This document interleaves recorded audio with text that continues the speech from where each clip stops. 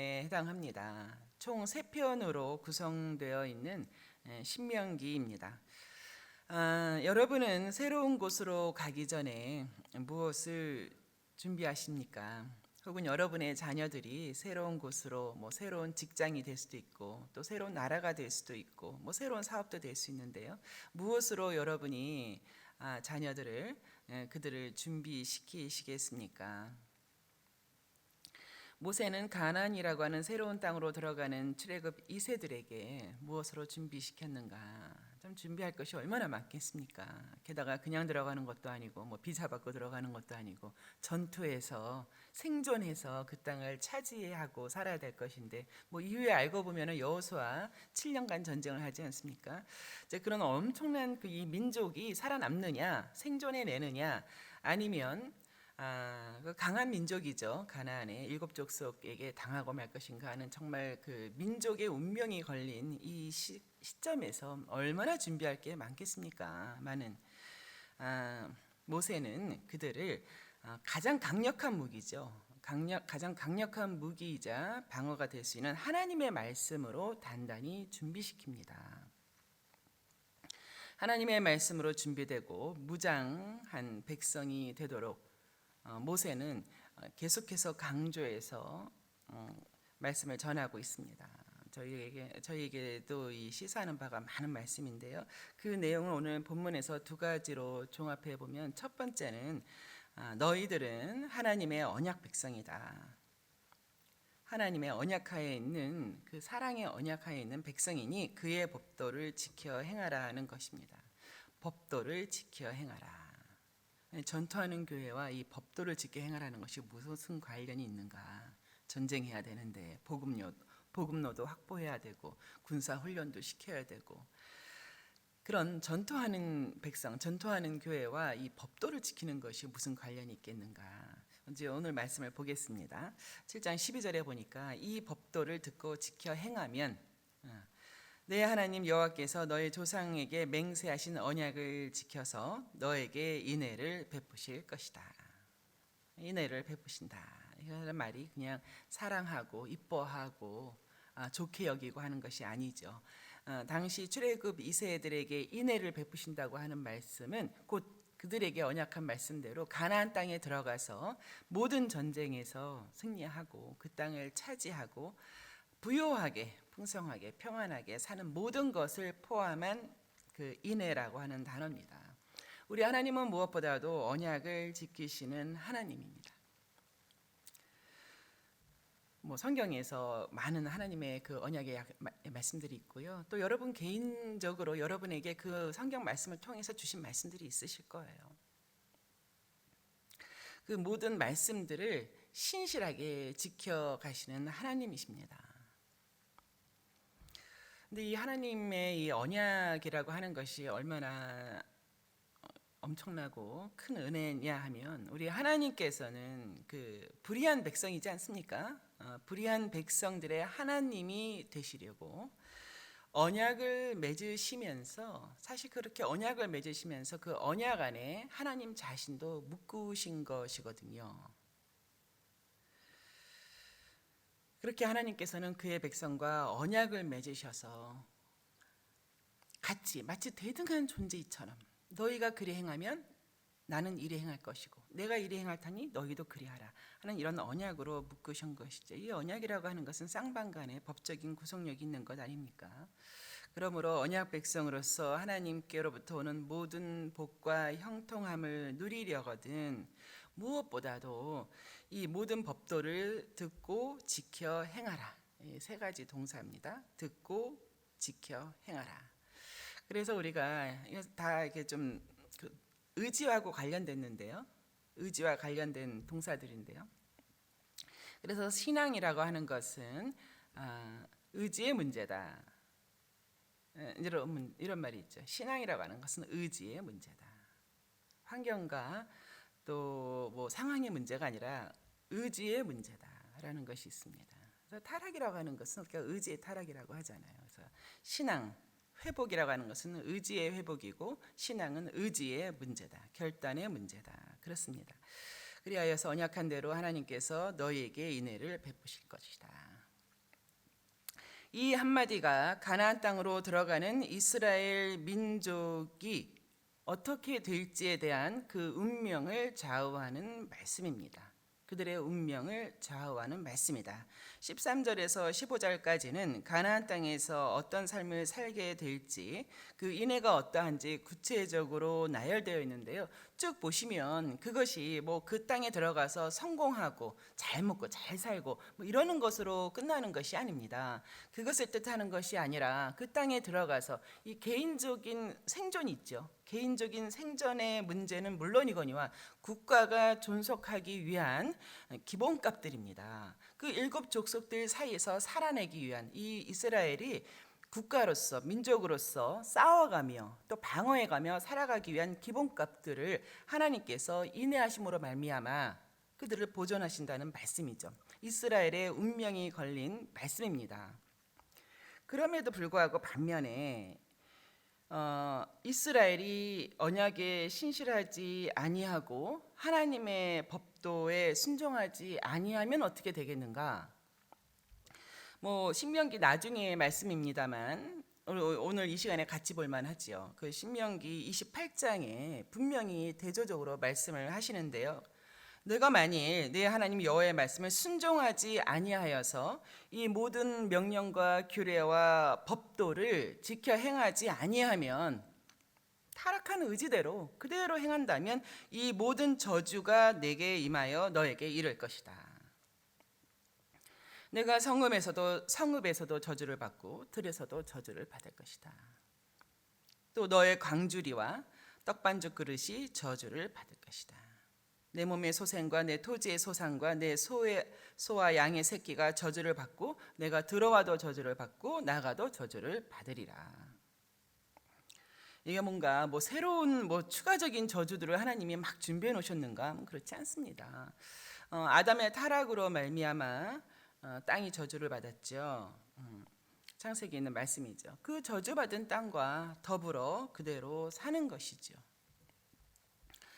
이렇게 가만히 보면 우리가 새로운 땅에 와서 살고 있지 않습니까? 이민 와서 정말 아무 연고도 없고 뭐 기득권도 없고 뭐 한국에서 뭐 배웠든 뭘 했든 간에 뭐 이 나라에 와서 뭐 그게 크게 어떤 나의 힘이 되지 못하는 이런 상황에서도 불구하고 그래도 먹고 살았고 자식들 키워냈고, 자, 이런 정말 큰 은혜 중에 있는 그런 상태임에도 불구하고 뭐 이렇게 가정들이 뭐 깨어지고 뭐 흩어지고 뭐 흔히 파탄난다는 말도 하는데, 그런 내용들을 깊숙이 들어가 보면 다른 거 없습니다. 이 주의 법도를 만홀히 여기고 자기 뜻대로 행한 것이거든요. 그 타락한 본성대로 그대로 그 길을 행하여서 자기 자신과의 싸움에서 패배하여서 자기 자신은 물론이거니와 그 주변의 같은 공동체를 저주의 길에 내어준 것입니다.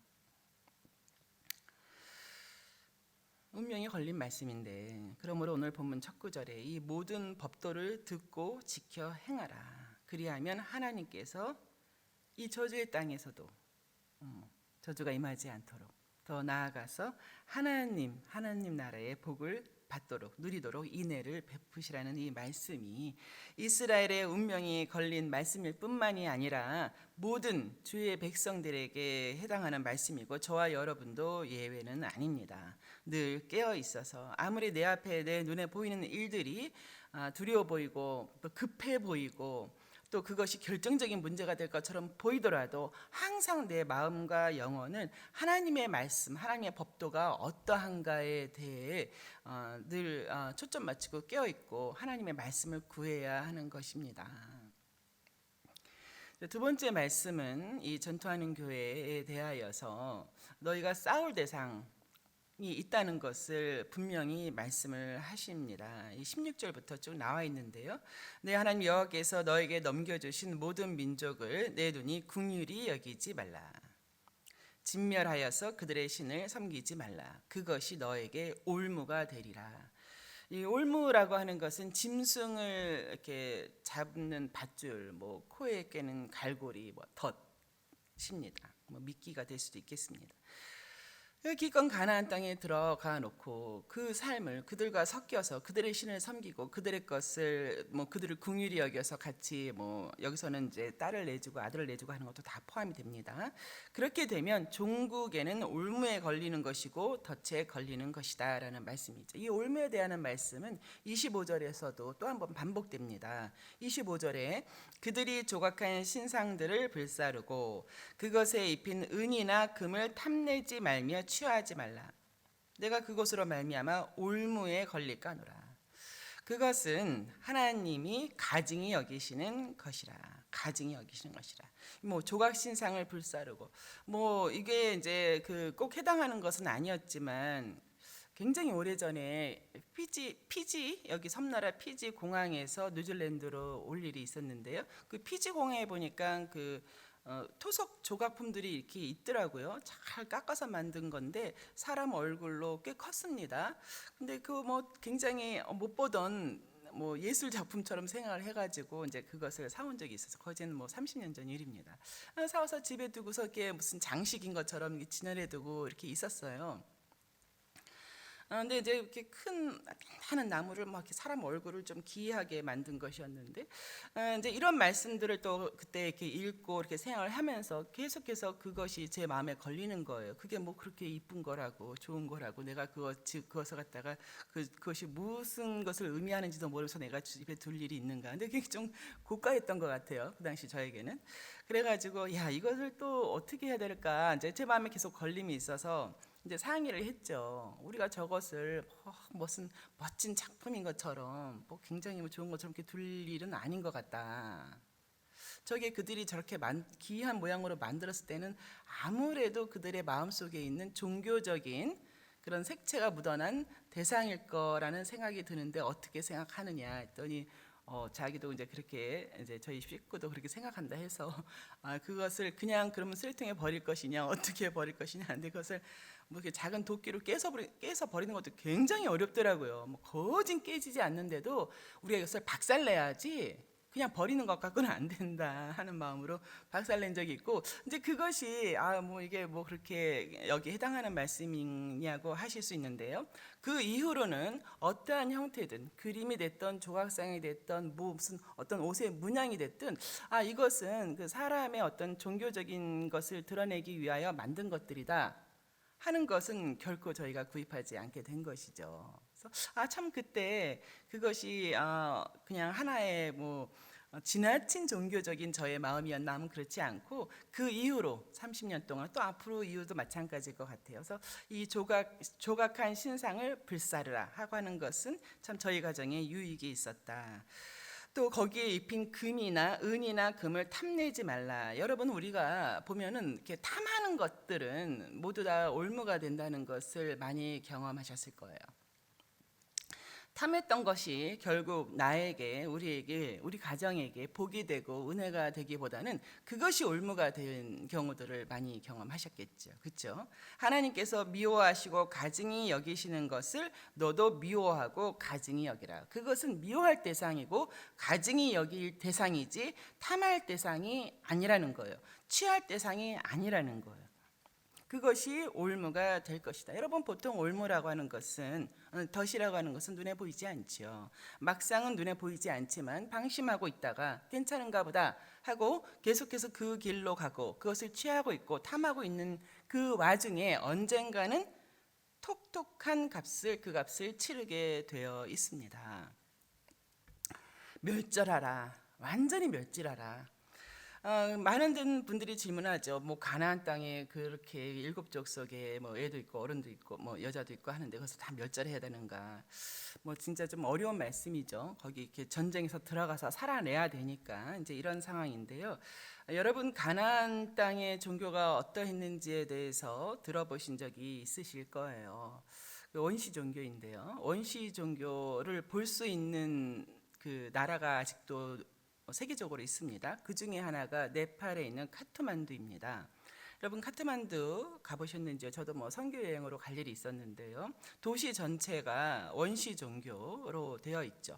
여러분 원시 종교에서의 그 공통적이고 키워드, 그 키가 되고 하는 것은 성입니다. 성이에요. 뭐 도시 전체가 뭐 그 성과 관련된 그 표징되는 물건들이나 이런 것들이 엄청 많죠. 거기에 계속해서 지나가면서 뭐 절을 하든 뭐를 하든 이렇게 되어 있죠. 굉장히 음란하고 또 그런 어떤 미신적이고 우상적인 것에 이렇게 정신이 다 쏠려 있고 모든 그 가정의 질서라든가 사회 질서가 다 거기에 귀결되어 있기 때문에 인간의 존엄을 찾아볼 수가 없습니다. 섞일 수가 없습니다. 함께 공존할 수가 없는 지경이 원시 종교입니다. 하나님의 법대로 살 수가 없는 그런 지경에 빠진 원시 종교들이겠죠. 자, 그렇습니다. 말씀을 맺겠습니다. 성도와 교회가 하나님의 복을 누리며 삶을 살아가는 데 있어서 또 오늘 그 출애굽 2세들이 가나안 땅에 들어가서 전투에 가며 생존해 가기 위해서 특별한 다른 묘책이 있는 것이 아닙니다. 전쟁은 하나님께 속한 것이고 우리의 모든 필요, 생존에 대한 기본값과 필요는 다 하나님께서 세신받으시, 머리카락을 세신받으시 아신다고 하셨습니다. 우리의 필요를 나몰라라 하신 하나님이 아니십니다. 그러므로 오직 하나님 편에 서고 하나님의 언약을 붙드는 것이 성도의 힘인 것이죠. 성도의 능력인 것입니다. 또 보시면은 급히 몰아내지 말라. 그리하면 짐승이 번성하여 오히려 너를 해할까 하노라. 이런 부분 보면 우리 하나님의 지혜죠, 그죠? 이 하나님의 아젠다를 존중하라. 우리가 범사에 살 때에 하나님의 때, 하나님의 아젠다, 하나님의 계획과 하나님의 지혜를 존중하라. 내 마음에는 급해 보이고 이것이 시급해 보이더라도 그럴 것이 아니다. 오히려 그것을 어떻게 했을 때에 그 이후에 더 어려운 일을 겪을 수가 있다. 하나님의 아젠다를 존중하라. 이렇게 하나님의 언약을 붙들고 하나님의 서는 것 이외의 것들은, 그것에 벗어나는 것들은 당장에는 좋아 보일 수 있습니다. 당장에는 반짝거리는 것 같고 당장에는 뭐가 된 것 같고 뭐가 이루어진 것 같고 하지만 종국에는 그것이 올무가 된다. 함께 진멸당하는 것이다. 제 주변에서 우리 열심히 노력은 했겠지만 이렇게 주변에서 보면은 벼락부자가 된 가정이 있어요. 뭔가 이렇게 그런 어떤 뭔가 벼락부자가 된 거예요. 그래서 이제 20년 정도가 지났는데 여러분 제가 무슨 말씀을 드릴지 알겠죠. 차라리 그때 벼락부자가 되지 말고 천천히 그냥 삶을 살아왔으면 자녀들도 머리에 정신 똑바로 박히고 이 부부들도 그냥 살아내려고 어떻게든지 간에 한마음 맞춰서 살았을 것을 벼락부자가 되는 바람에 가정 자녀들도 그 물질적인 세계관이 들어가면서 자기에게 조금만 어려움이 닥쳐오면은 못하고 안 하고 부모에게 손 벌리고 이제 그렇게 됐다는 거예요. 그죠? 저희 주변에서 많이 볼 수가 있는 것이죠. 그렇습니다. 당장에는 뭔가 그것이 괜찮은 것 같고 당장에는 뭔가 성공하고 뭔가 얻은 것 같지만 그렇지 않다는 거예요. 늘 중요한 것은 우리가 그 하나님 말씀에 우리가 어느 정도로 깨어 있고 늘 하나님 말씀에 붙드냐는 것이죠. 예수님께서도 말씀하셨거든요. 예수님께서는 이렇게 말씀하셨어요. 요한복음에 나의 계명을 지키는 자라야 나를 사랑하는 자다.